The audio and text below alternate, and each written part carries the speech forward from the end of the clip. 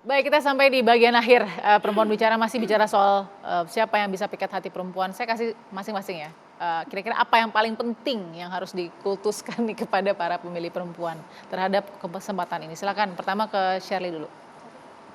Ini menarik Mbak Balkis karena mungkin saya sedikit saja tadi menanggapi poin dari Mbak Asfi yang saya pikir sangat bagus.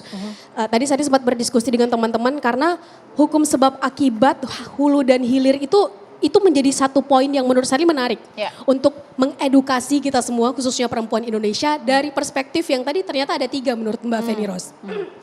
Kita mau melihat dari sudut pandang ekonomi kah, mau dari sudut pandang hukum kah misalnya utang yang terus menaik dengan segala permasalahannya, kemudian hukum, integritas, korupsi misalnya Mbak, kemudian sosial, pendidikan, kesehatan, bahkan politik itu sendiri, itu membuat kita pada akhirnya senangnya yang instan kalau tadi kata Prof. Sehingga kembali ke poin yang tadi, cek track record dan kinerjanya itu menjadi salah satu hal yang tugas kita semua. Siapapun kita, apapun saat ini fungsi dan posisi kita. Artinya apakah selama ini pro rakyat dan sudut pandangnya berpihak pada perempuan. Dan dalam hal ini pro rakyat dan pro rakyat ini bisa kita bedakan 2. Artinya punya kebijakan pro rakyat dan punya penampilan merakyat ini kan 2 hal.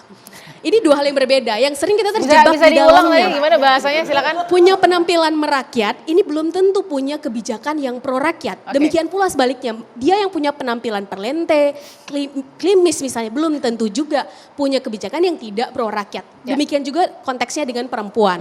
Nah untuk itu ini udah saatnya perempuan bisa menempatkan perasaan itu pada tempatnya dan bagaimana menempatkan logika juga pada tempatnya. Dan dalam konteks ini rasa-rasanya ada baiknya kita menyeimbangkan, membalanskan kapan perasaan itu harus digunakan dan kapan logika itu harus kita gunakan. Karena boleh jadi misalnya 100 ribu, 200 ribu kita dapat nih misalnya dalam amplop. Boleh jadi itu membuat dapur kita ngebul dalam sehari, 2 hari, 3 hari, 1 minggu.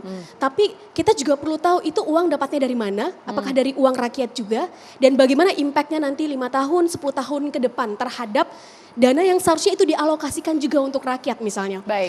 Kemudian terakhir Mbak, mari kita cek sudut pandangnya terhadap perempuan. Karena kenapa ini menjadi menarik? Karena begini, salah satunya kan sekarang eranya digital. Kita sama-sama bisa melihat kalau misalnya kita mau buka ketika bicara misalnya 3 calon yang tadi kita sempat diskusikan Pak Anies, maka yang umumnya sering dibicarakan politik identitas. Kalau bicara Pak Prabowo yang umumnya dibicarakan adalah dugaan pelanggaran HAM masa lalu misalnya. Kalau bicara tentang Pak Ganjar yang umumnya sering dibicarakan di digital adalah kasus Wadas, tuduhan terlibat kasus IKTP. Kemudian ada pendapatnya tadi Prof sempat meng-highlight terkait pornografi misalnya di salah satu media digital, salah satu podcast. Yang artinya ketika bicara ini kita tahu betul makna dari perkataannya itu adalah sebetulnya bagaimana ke perempuan. Yang kita harus tahu pornografi itu impactnya adalah porno aksi dan perempuan, kaum ibu adalah korban paling besar dari hal itu. Kita catat poinnya Syari, saya harus bagi-bagi ke yang lain nih. Saya kasih dulu ke Prof Wiwi, silakan Prof. Udah panjang ya. Baik, silakan Prof. Perempuan itu hanya ingin diperhatikan. Perempuan itu jangan dibohongi. Tolong kalau janji ditepati. Maka perempuan tidak peduli siapa itu calon, tapi dia peduli apa sebetulnya kepedulian dari calon itu terhadap kaum perempuan. Baik. Itu. Jadi penting sekali. Iya. Jadi kalau para calon, wahai para calon, ya siapapun yang mencalonkan presiden untuk pemilu 2024, maka jangan lagi perempuan ini dibohongi. Perempuan ini harus betul-betul diberikan janji yang janji tadi harus ditepati.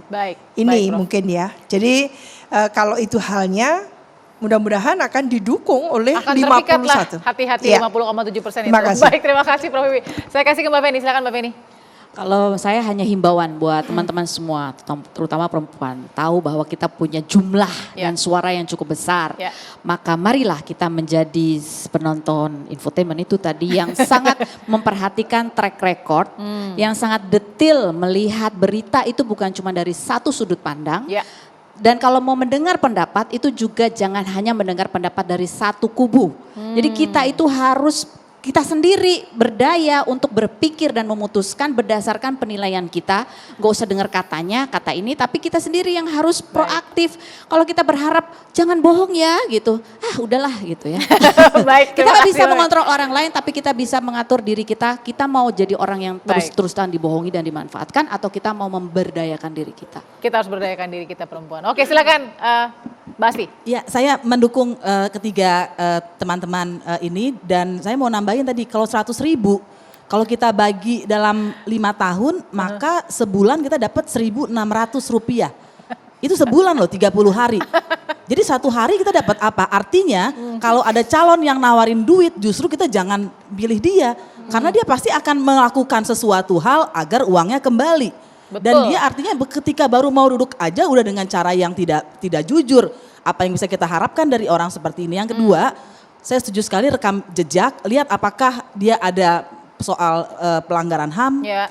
Apakah pelanggaran HAM ini juga tidak hanya soal bunuh-bunuhan gitu ya, tapi juga menggusur orang dan lain-lain ya. Dan betul, dan sebetulnya yang kan gini, ngapain sih kita pilih presiden? Karena kita punya negara. Kalau kita nggak punya negara, kita nggak punya presiden kan.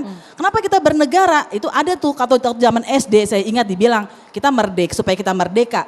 Jadi kita harusnya punya presiden sehingga kita bisa merdeka bicara, merdeka bisa sekolah, merdeka punya rumah atau tidak. Dan karena itu perempuan harus mikir, mereka selama ini udah merdeka gak mendapatkan akses kesehatan kalau dia sakit. Kalau itu belum ada, artinya pemilu selama ini gagal semua, tidak berhasil menempatkan pemimpin untuk memerdekakan perempuan dan juga memerdekakan seluruh rakyat Indonesia. Waduh, ditutup dengan cantik oleh Mbak Asfi. Terima kasih Mbak Asfi Nawati, terima kasih Mbak Feni Rose, terima kasih juga Prof Siti Zuhro dan juga Shirley Anavita sudah bergabung di Perempuan Bicara. Kita akan masih bahas tentu tentang politik di minggu-minggu depan di Perempuan Bicara karena ini penting sekali. Terima kasih pemirsa sudah bersama kami, selamat berakhir pekan, sehat selalu, sampai jumpa.